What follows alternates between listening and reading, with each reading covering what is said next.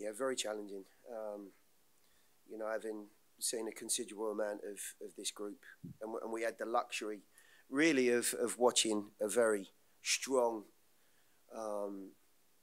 St. Louis side come into the league and overpower a number of different teams.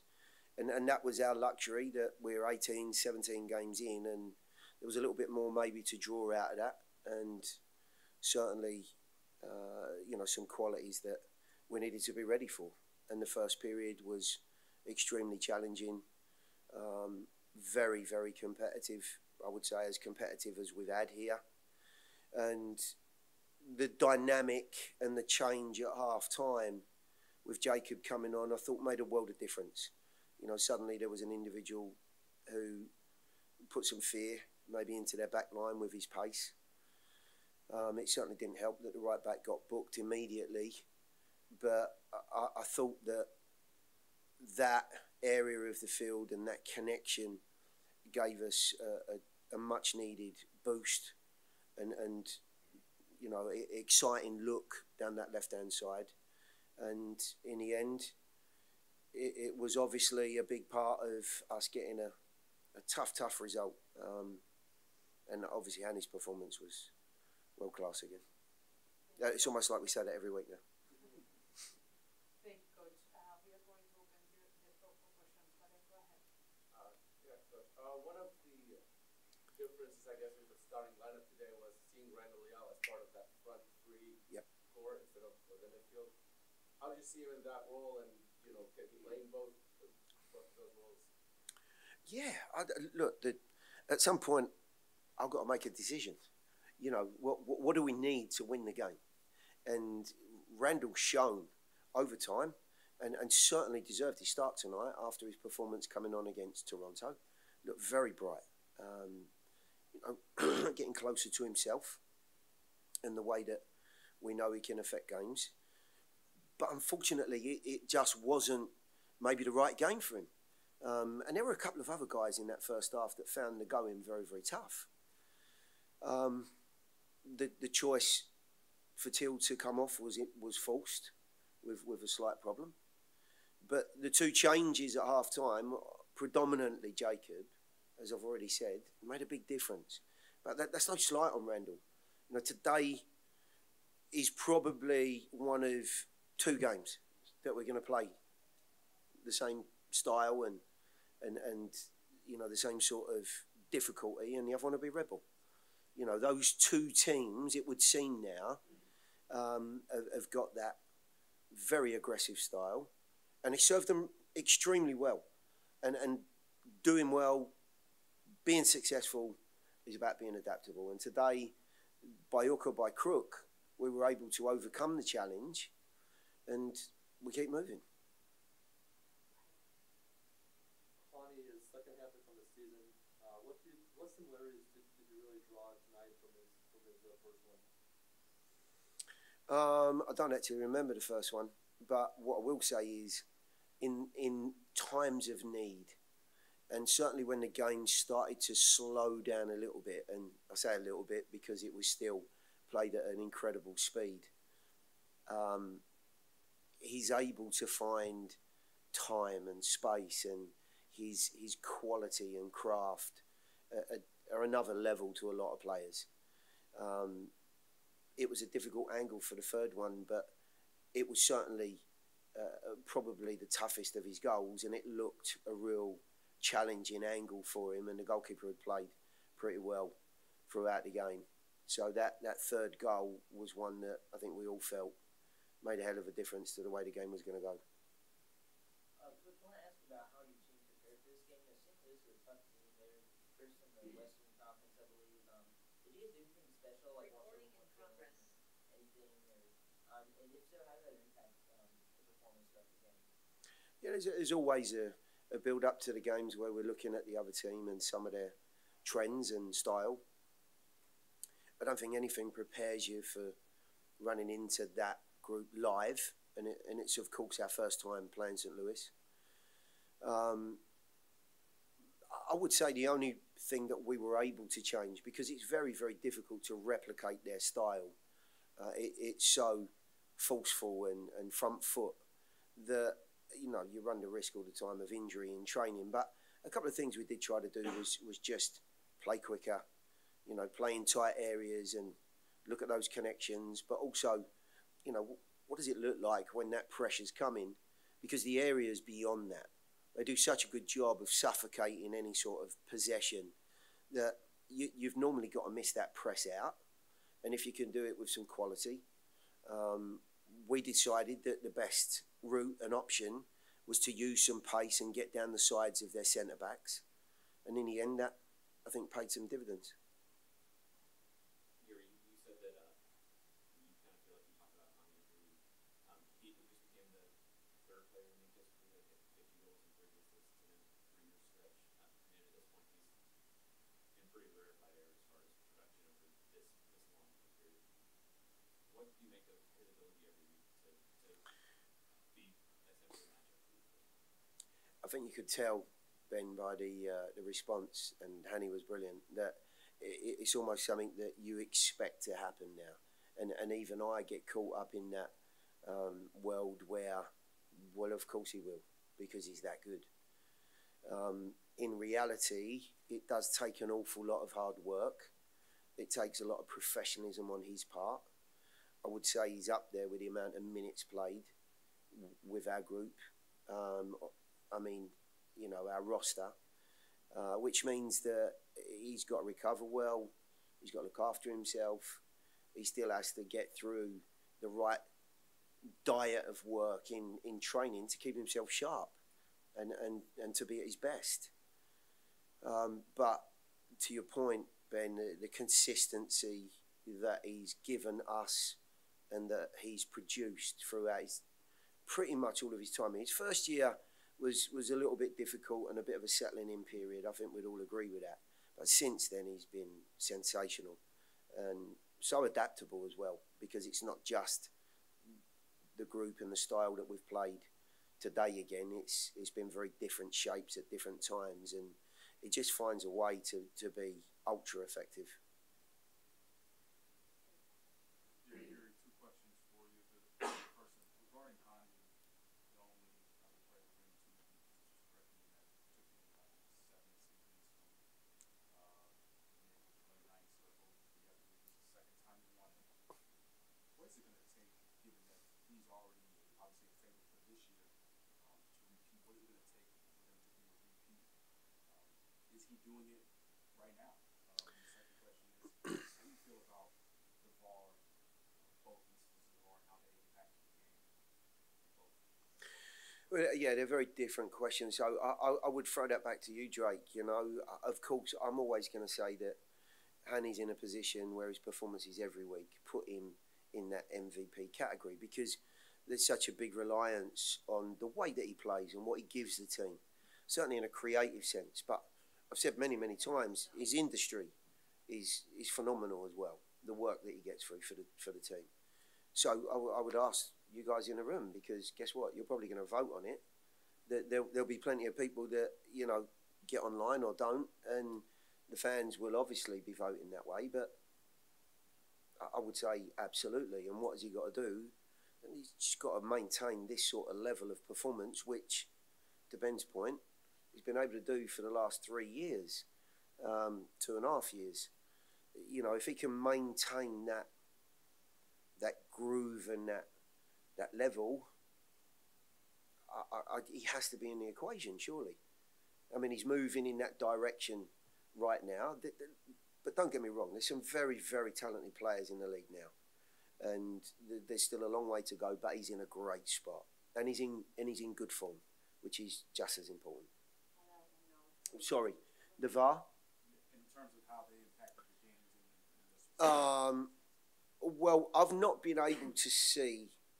I saw the first one that was, I think Nima was asked to go and look at the monitor for the possible penalty, and what I saw on our monitor behind us was a forward who was moving at pace, who actually threw his right leg out, and there was a collision.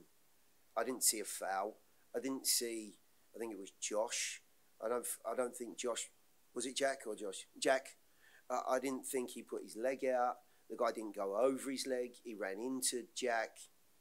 I'm not even sure from what I saw why he was asked to go to the monitor. He'd already seen the foul. VAR is meant to be there for something that is, clear and obvious that is a foul. You've got this wrong, Nima. You might need to go and look at this again. And I couldn't see that anywhere close to that on the monitor behind me. The second goal was a little bit more complicated, I felt. And I'm not talking from what I've seen now, but only what I've been told, that there was a possible foul on Daniel Lovitz. There was a possible handball in there as well that led to that point. And again, I think you've heard it many, many times. If you've got to spend that long looking at the monitor, maybe there were some reasons, but I find it hard to believe that you can pull a goal out of that. I thought it was, it shouldn't have been given. It didn't play into the result today, but, complicated, I think, is the word. Gary, it seems like these teams from English County, they figured out that those big, long, tall walls would not hurt Joe in any way. So it looks like from upstairs that they were more complex in the way they set up the crosses into the box, so that the ball kept away from Joe. And then that right there, this is what I wrote. I got to ask you about the performance by Josh and Jack defending that type of complex offense tonight. Well, I honestly thought the first period was a little bit more direct, and they put the two centre-backs under a lot of pressure. And it's not always that first ball that they win. What they do is put the centre-backs under enough pressure that the ball's not cleared with any distance. And they do a tremendous job of picking up the next phase or working into an area that can be productive for them. And that is what they are very, very good at. They're extremely well drilled. So in the first period, I thought there were a couple of times that, by the way, the two youngest centre-backs, I think, that have ever paired in a group that I've had here. And I would say as well, I think I was asked this question earlier in the week, I think anywhere I've ever been. So, a young pairing, two centre-backs that we're missing for different reasons, that are far more mature and maybe physically adept. But I did think in a situation where both of them could have crumbled a little bit. They're under a lot of pressure. I thought Josh held his end up extremely well throughout the game, certainly in general play. The couple of times I felt a little bit uncomfortable with dead balls. I just didn't feel that there was a comfortable nature about the group from dead balls. And whether that was because we were missing someone like Walker, who's a terrific leader in those situations. But they were the only times I really felt as though those younger centre-backs might just not be the first to the ball. And of course, the goal comes from that. I think it was Parker that won it centrally. But in general, if you look at what Josh has achieved over the last 3 games that we played, he's incrementally increased his minutes. And I can't believe there's anyone that looked out there and thought he looked out of place, which is credit to the boy. Yeah, Coach, 10 straight unbeaten, 5 home matches, 51. Congratulations for that. Big achievement for the club. What could you say to the locker room right now? I'm sure they're very collective. I'm sure there's high energy. What could you say about that group right now? Well, I do think that the groove that we're in is all about process. It's really about working to the same level every day, every week, and preparing for each game as we have done in the last 18 now.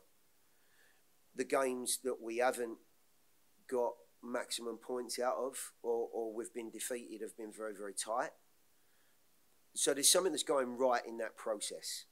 And the players are very much the driving force behind that, because I think it's easy in these situations where teams are in a good groove and they're in decent form to just come off the gas a little bit and maybe feel as though you're better than you really are.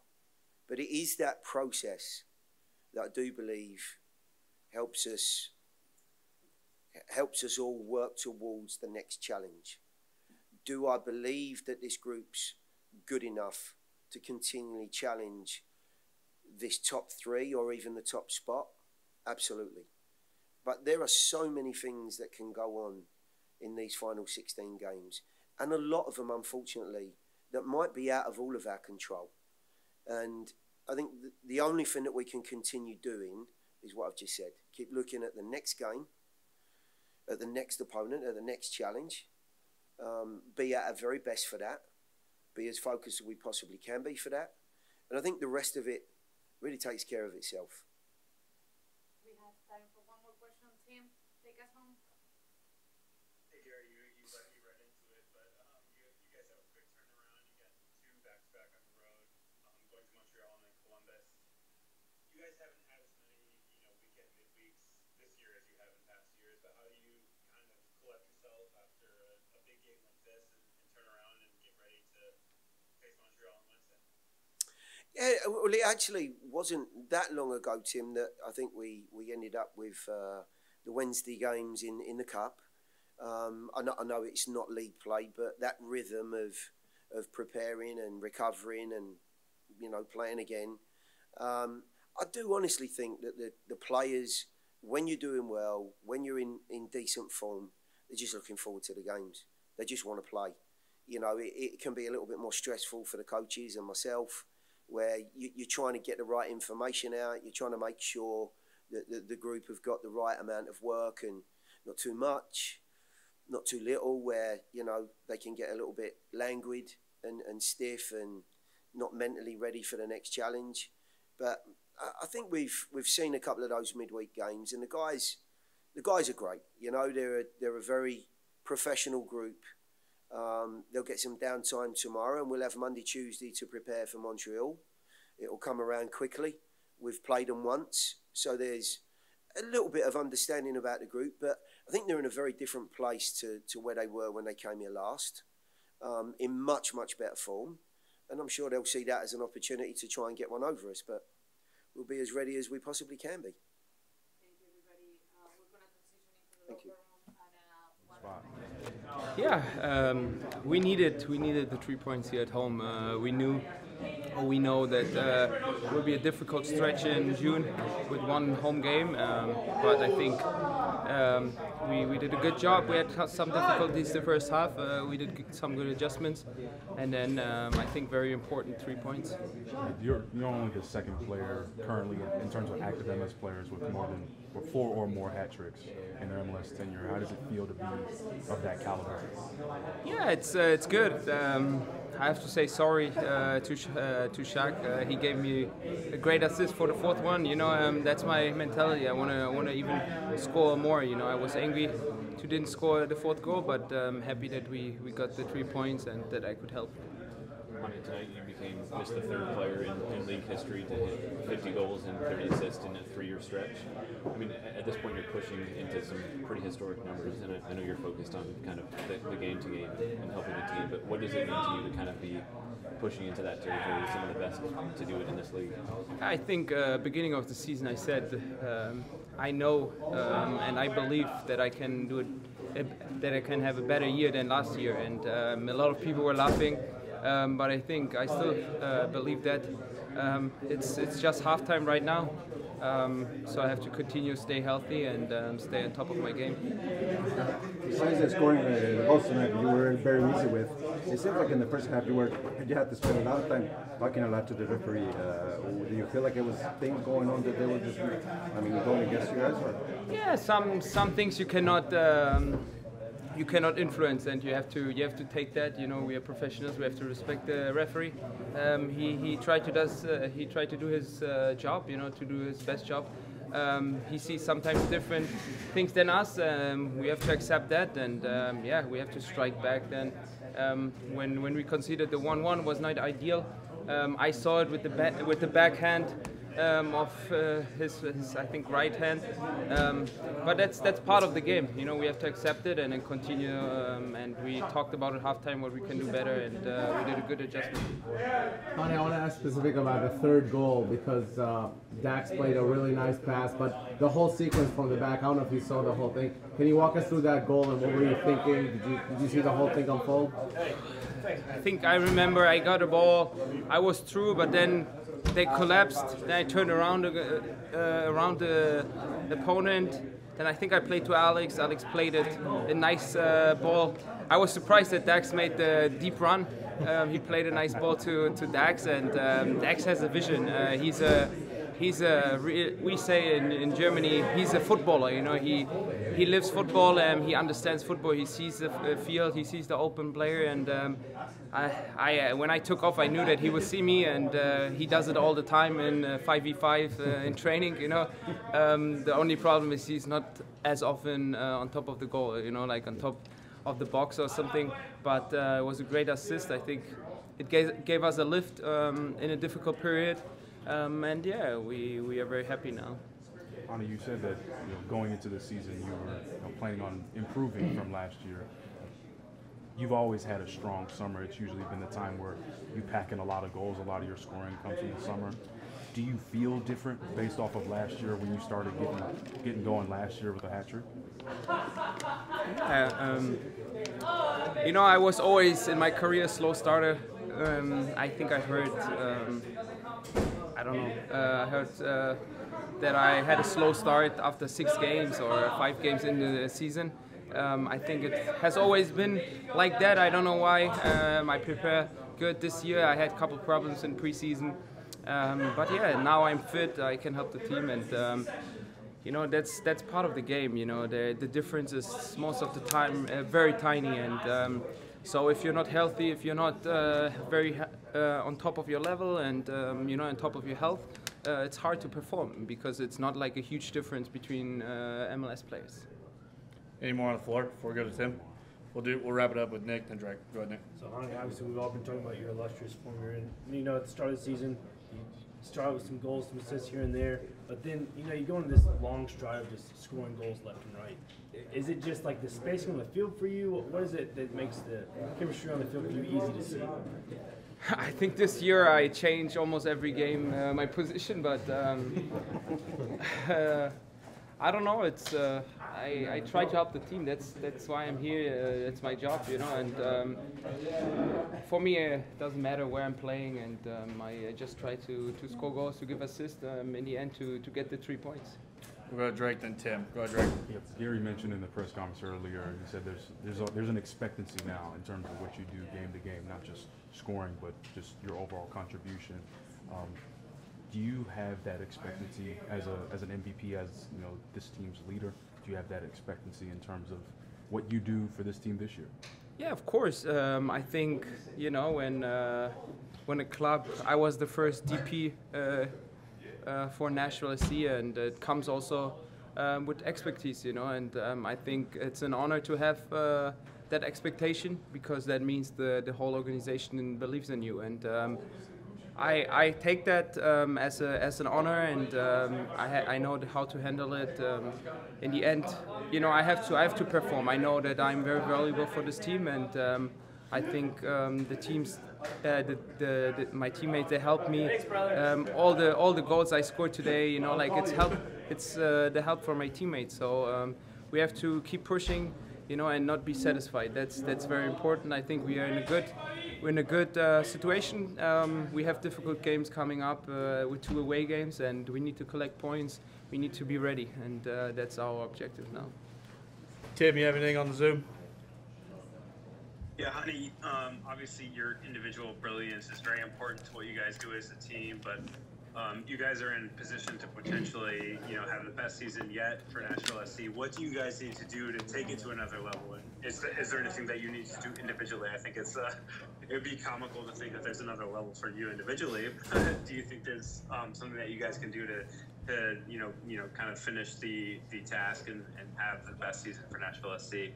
Yeah, I think I deeply believe we have to get better with the ball. We made improvement this year, but I think we still have potential to make another steps. Especially today, we know that St. Louis is a team who wants to press, and then to have the calmness to find an open player, because there will be one player open, and I think there we can make the next steps. It would take time, but we're on the right track, and it will not come overnight. We have to work hard on that, and hopefully we can improve in the next couple games and in the playoffs.